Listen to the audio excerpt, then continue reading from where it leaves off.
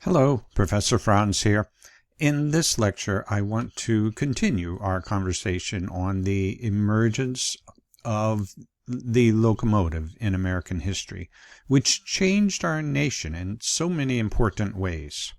And I want to consider also how people adjusted to this invention. Of course, businesses loved the railroad because it increased their profits and markets, but some Americans were wary, and I stress some people, not all, were hesitant or worried.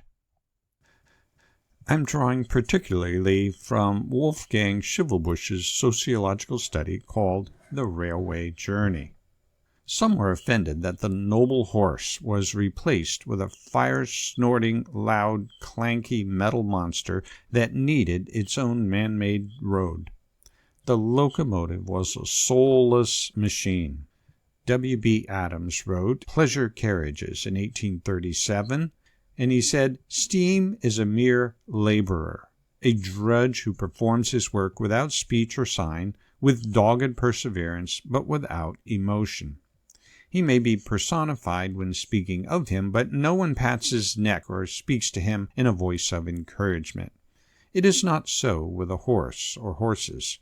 They are beautiful and intelligent animals, powerful yet docile creatures that respond to kindness. The driver and owner can love them or feel proud of them. They step with grace and can vary their form and movements in 1,000 ways."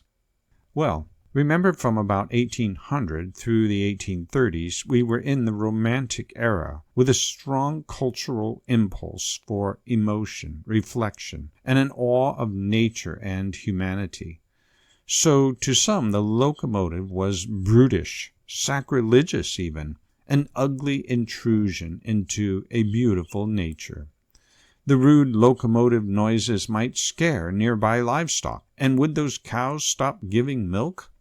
Would locomotives disrupt the wonderful balance of rural nature, as people were hearing about government land grants and railroads buying up land?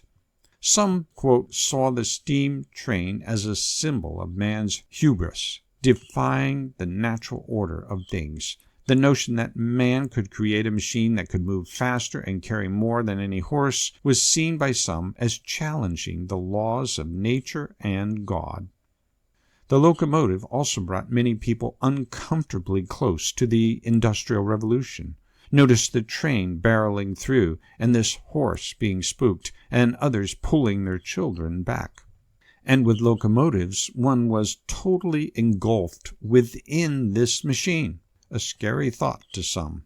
All the senses were engaged, the coal smoke, smell, and sight. Your ears were numbed with the metallic clanking and hissing from the engine, and those metal wheels on the metal tracks. You were feeling the vibrations and swaying back and forth with the coaches. This total body mechanized experience was very novel. And there was the blurred scenery outside the windows. It was shocking to move that fast. Some thought people might suffocate at that speed, or their organs become displaced. A few physicians warned that humans would die at such speed, like 35 or 45 miles per hour. And speed meant danger. Politician Thomas Creevey wrote in 1829, "It is really flying, and it is impossible to divest yourself of the notion of instant death to all upon the least accident happening." And there were accidents.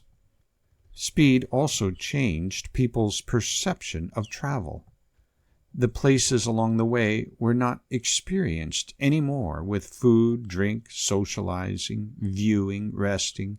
You did not greet that same fellow at the counter as usual, or pet that dog in his shop, or chat with that waitress.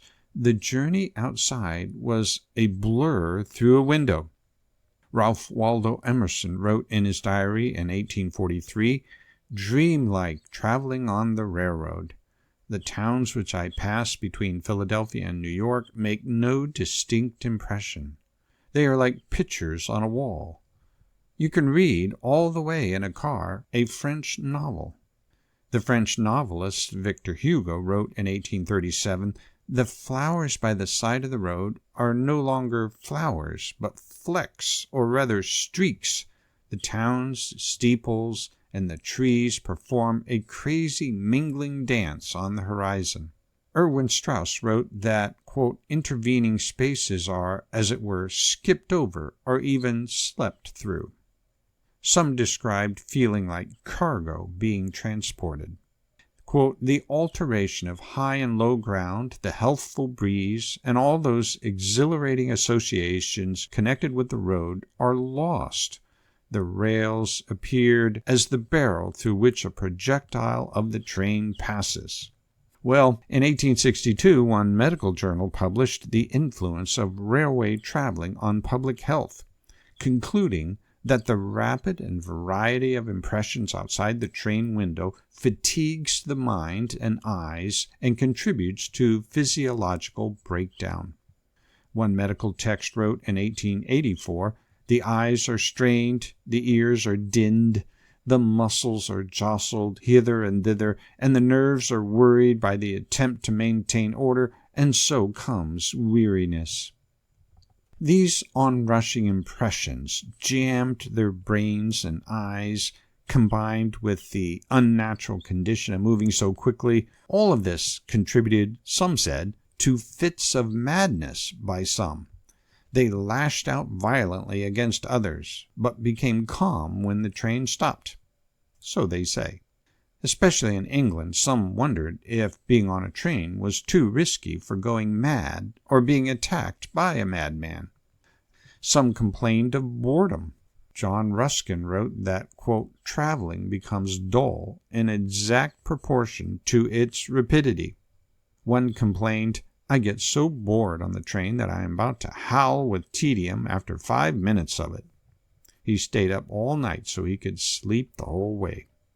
One person wrote, they arrive at their destination overwhelmed by a previously unknown fatigue. Just ask these victims of velocity. I love that. Victims of velocity. Here, Francis Lieber in 1834. From Albany to Schenectady, you travel by railroad. The traveler thinks of nothing else but the place of his destination. You find nothing to entertain or divert you. There is no common conversation, nothing but a dead calm, interrupted from time to time only by some passenger pulling out his watch and uttering a sound of impatience. Most others adjusted quickly by reading. Publishing companies sold magazines and books in the train stations. Trains entered the fiction genre, and there were railway guides. Layard's Archaeology of Ancient Nineveh was a bestseller in the 1850s.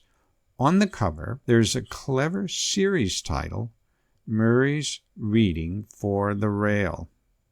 Well, if you wanted to make a sophisticated impression on others on your train, that's what you should be seriously reading. Now, what about socializing? In stagecoach travel, where seats faced each other, you were expected to be sociable. With the trains, you did not have to, and often the way the seats faced did not favor socializing, especially in the first class, and the noise made it hard to hear conversation.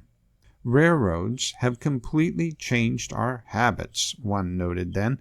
Whenever, in the past, one knew that one was going to pass several hours, sometimes several days, in the company of others, one tried to establish a rapport with one's companions. Today, we no longer think about anything but the impatiently awaited and soon reached destination. Thus, reading becomes a necessity. Well, that's interesting. Here's a comment from 1908. Before the development of buses, trains, and streetcars in the 19th century, people were quite unable to look at each other for minutes or hours at a time, or be forced to do so without talking to each other. Modern traffic increasingly reduces the majority of sensory relations between human beings to mere sight. By the way, there was still need for stagecoaches because the railroad didn't go everywhere, and carriages went to and from the railroad stations. so stagecoaches often became the cabs and Ubers of the day, as you can see here in Burlingame, Kansas. In this presentation, I've highlighted some of the sociological and psychological reactions and concerns of some people about the locomotive. Not surprising, because with every major invention like this, there are always initial fears among some, not all. Overall, after those first decades, the railroad was gradually accepted as part of the American culture. And evidence of this was the fact that many landscape artists were including the train as a normal part of the landscape view. In fact, one could do a lengthy presentation just on paintings of the train puffing through the countryside or through the cities. In this example, showing Manifest Destiny, Americans Going West, there is not one train, but 3 chugging westward. And so, as I noted, the steam locomotive was not only fully accepted after a few decades, it was integrated within our culture and maximized for the most business profit and American travel and leisure. Well, let's continue this conversation a bit more next week on the expansion of the railroad through the country and how it revolutionized our shipping and traveling industries. Also, how was it really to travel on a train back then? Thanks very much.